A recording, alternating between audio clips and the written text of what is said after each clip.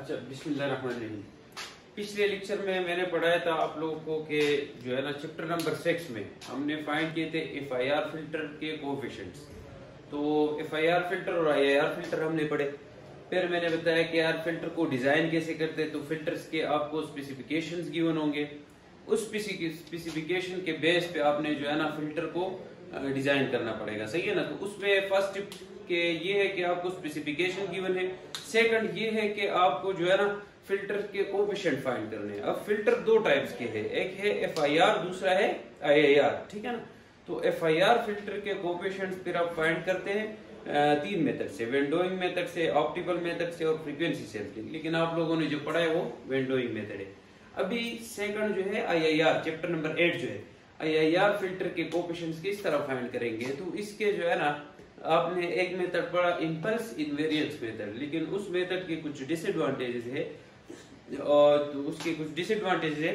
तो अभी हम पढ़ेंगे दूसरा method for finding the coefficients of IIR filter. वो है हमारे पास बाइलीनियर ट्रांसफॉर्मेशन मेथड। इस मेथड के कुछ टिप्स हैं, आपको जो है ना न्यूमेरिकल गिवन होगा। अच्छा, ये जो दोनों मेथड्स है आईआईआर फिल्टर के कोएफिशिएंट जिसमें फाइंड करते हैं इम्पल्स इनवेरिएंस और दूसरा ये बाइलीनियर, इसमें आपको गिवन होता है एच ऑफ एस, ठीक है ना। तो एच ऑफ एस असल में जो है ना कौन सा डोमेन में है, एनालॉग डोमेन में, ठीक है ना। तो इसमें आपने फाइंड करना होगा एच ऑफ जी, सही है ना। एच ऑफ जी कौन सा है, डिजिटल डोमेन में। तो हम इन दोनों मेथड में असल में एनालॉग डोमेन से जाते हैं डिजिटल डोमेन में। तो फ्रीक्वेंसी पहले जो गिवन होगी वो भी एनालॉग होगी। तो उसके जो है ना आपने जो है ना क्या फाइंड करना होगा, फ्रीक्वेंसी भी एनालॉग डिजिटल डोमेन में फाइंड करना होगा, ठीक है ना। इसमें आपको जो गिवन होगा एच ऑफ एस गिवन होगा, ठीक है ना। तो जिस तरह ये है, इस मेथड के कुछ टिप्स है क्वेश्चन सॉल्व करने के लिए। आपको एच ऑफ एस गिवन होगा, ठीक है ना। अभी मैं क्वेश्चन करूंगा, कट ऑफ फ्रीक्वेंसी गिवन होगी और सैंपलिंग फ्रीक्वेंसी। अब ये एच ऑफ एस कौन से डोमेन का है, एनालॉग डोमेन का, ठीक है ना। और ये एफ पी हमारे पास कट ऑफ फ्रीक्वेंसी है, ठीक है ना। ये भी एनालॉग डोमेन है। तो डिजिटल डोमेन में कैसा, ये 15-20 मिनट का मैं लिख के दिखाता हूं। अच्छा, तो डिजिटल डोमेन में जब आप जाएंगे एच ऑफ जी, तो फिर वो डिजिटल उसकी जो है ना वो फ्रीक्वेंसी भी फाइंड करेंगे, ठीक है ना। तो चलो उन चक्करों में ना पड़ो, बस सिंपल ये है कि अगर आपको एच ऑफ एस गिवन है तो उसके बाद और कट ऑफ फ्रीक्वेंसी गिवन होगी, तो आपने क्या फाइंड करना है, एच ऑफ जी, सही है ना, एच ऑफ जी। तो आप क्या करेंगे कि फर्स्ट स्टेप, इसके कुछ स्टेप है। फर्स्ट स्टेप आप ओमेगा पी फाइंड करेंगे, ठीक है ना, that is equal to 2 pi F P, ठीक है ना। ये हमारे पास डिजिटल डोमेन वाली फ्रीक्वेंसी है।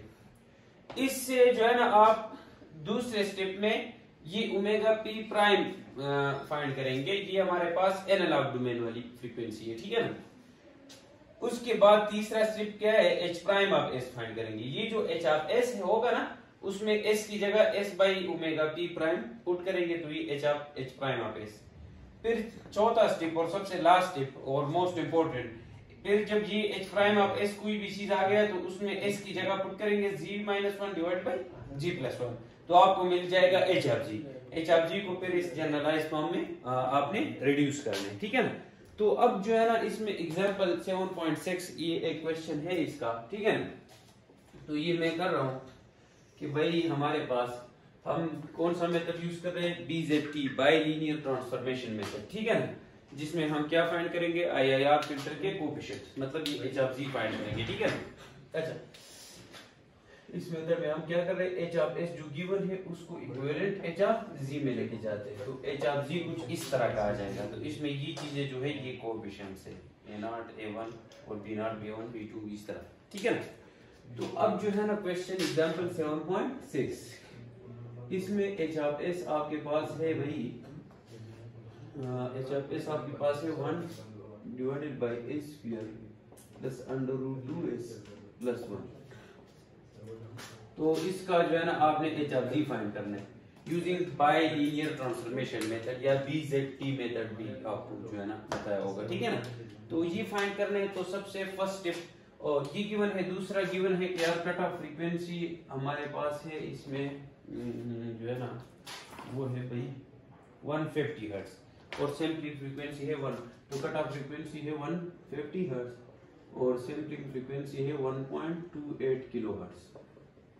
अच्छा, तो इसमें आपने अब जो है ना HFG फाइंड करना है, तो उसके लिए ये स्टेप्स जो है ना ये फॉलो करने।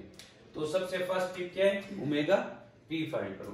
तो omega P is equal to 2 pi F P, तो 2 pi multiply by F P. जो एफ पी हमारे पास है भाई वो जो है 150, तो ये मल्टीप्लाई करो तो ये 942 आ जाएगा ओमेगा पी, ठीक है ना, फर्स्ट स्टेप।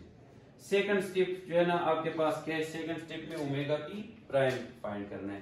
तो omega P prime is equal to tangent omega P T by 2। इसमें टी क्या है, सैंपलिंग पीरियड है, ठीक है ना, तो टी जो है ना आप फाइंड करो, T is equal to 1 over F S, ठीक है ना। तो ये हमारे पास 1 डिवाइडेड बाई 1.28 किलो, तो किलो का मतलब 1000। तो ये हमारे पास क्या आ जाएगा, ये आप लोग कैलकुलेटर से करें, तो 1.28 मल्टीप्लाई बाई 1000। अच्छा, तो ये आपके पास आ जाएगा 7.81 जब 10 की पावर -4 ये। तो अब ओमेगा पी प्राइम फाइंड करो, तो ये हमारे पास टेंजेंट ओमेगा पी, तो ओमेगा पी की वैल्यू क्या है, वो है 942 मल्टीप्लाई बाई टी, तो ये 7.81 10 की पावर -4 डिवाइडेड बाई 2, तो ये आपके पास आ जाएगा। अच्छा, इसके लिए जरूरी ये है कि आपका जो कैलकुलेटर है ना ये रेडियन में होना चाहिए। अच्छा, ये जो है ना इधर की जो सारी वैल्यूज है ये इधर आर होना चाहिए, ठीक है ना। अच्छा, अगर रेडियन में तरीका नहीं आता तो शिफ्ट मोड दबा के फिर 4 पे क्लिक करें तो ये कैलकुलेटर आपका रेडियन में हो जाएगा। तो अब ये फाइंड करें, तो ये टेंजेंट हमारे पास 942 मल्टीप्लाई बाई 7.81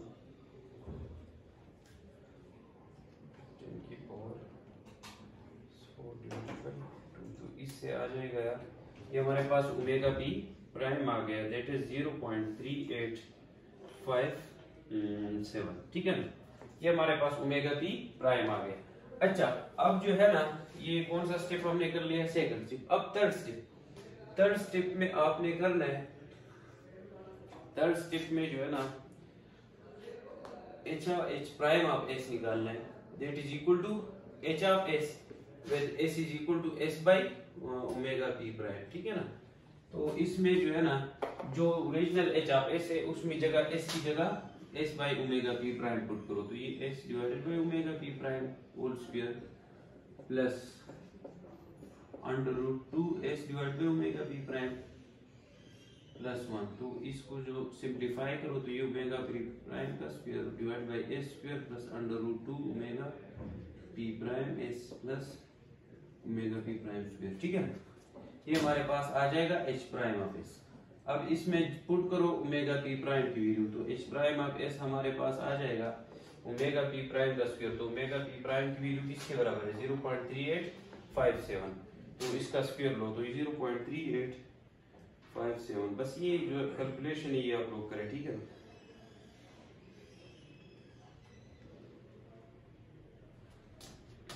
तो ये आ जाएगा 0.1487 divided by A square plus under root 2 omega P prime, तो ये अंडर रूट 2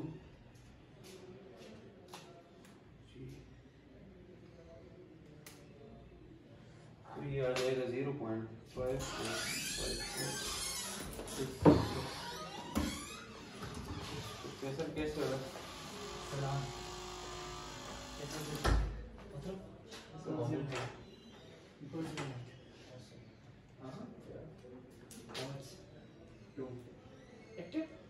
Oh, nice.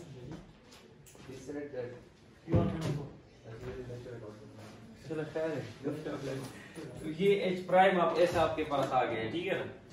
तो ये h प्राइम ऑफ s की वैल्यू आ जाएगी। अब इसमें जस्ट s की जगह आपने पुट करना है s is equal to z-1 divided by z+1, ठीक है ना, सही।